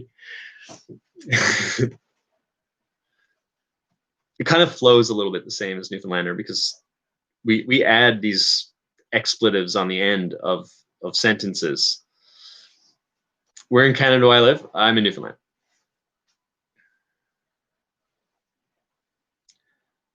Oh, so I was wrong about the Platt German, by the way, because, well, maybe the Pennsylvania Dutch is a Platt German. I don't think it is, though.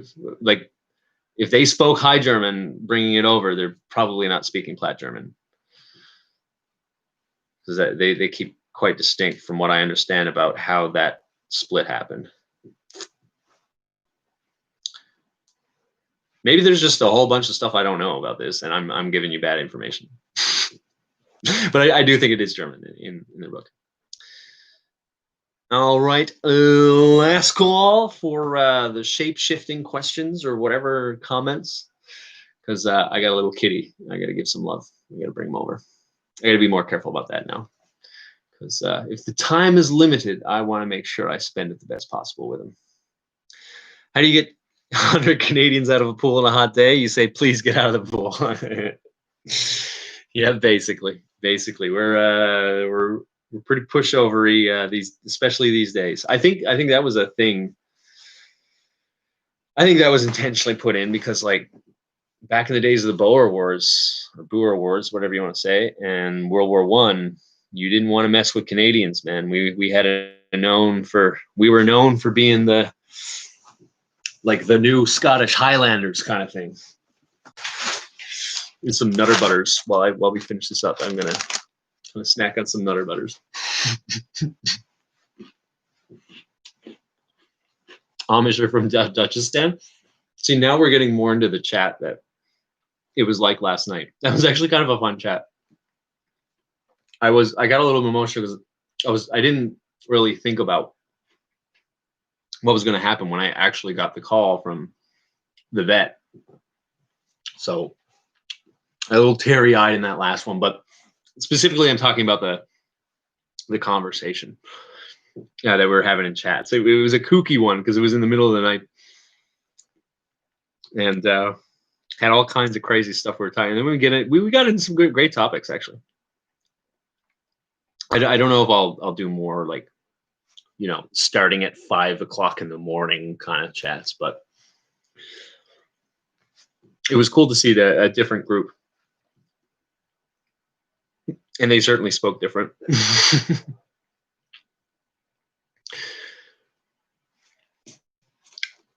Have to have milk with the cookies, or it's a no-go. I've never tried Nutter Butters with milk. That sounds pretty good. Should I go for it after this?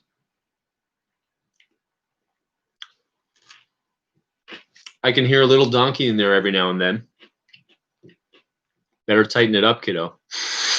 And yes, please send me a picture. Sorry, I missed that. Of course. I have an email. One sec. I'm gonna buffer.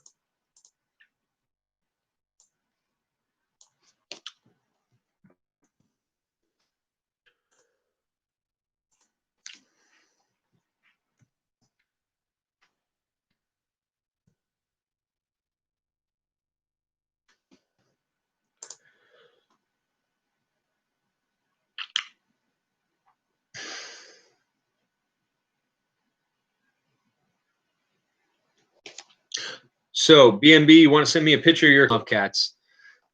Send all your cat photos. Send all your cat photos. Go to that link. That goes to the bunker chat. I usually go over there after these kind of chats, and we can talk there. I'm probably going to be with the kitty here today, and probably take tomorrow off.